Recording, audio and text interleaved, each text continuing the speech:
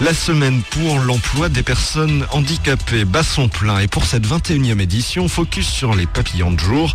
C'est la première agence de communication et entreprise adaptée de France dont 80% des employés sont des personnes en situation de handicap. Lorsque la loi n'en demande que 6% dans le public comme dans le privé, les papillons de jour fait donc office de bon élève. On écoute sa présidente et fondatrice Katia Dayan qui a créé cette agence il y a 7 ans en partant d'un constat.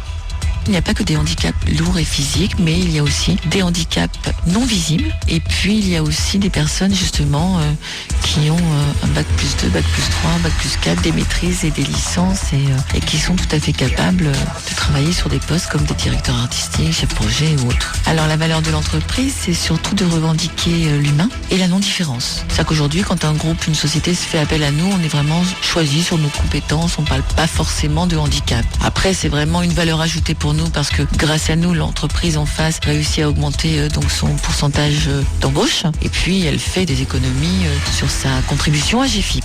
Et car en faisant appel à l'agence de communication, l'entreprise inclut dans son taux de salariés handicapés les personnes avec qui elle collabore chez les papillons de jour pour atteindre, dépasser ou se rapprocher des 6% imposés par la loi sur le handicap.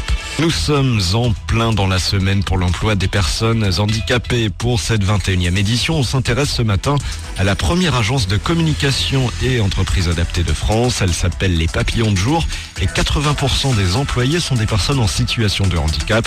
Écoutez Alexia, l'une des chefs de projet de l'agence de communication, elle a été séduite par la bienveillance au sein de l'entreprise.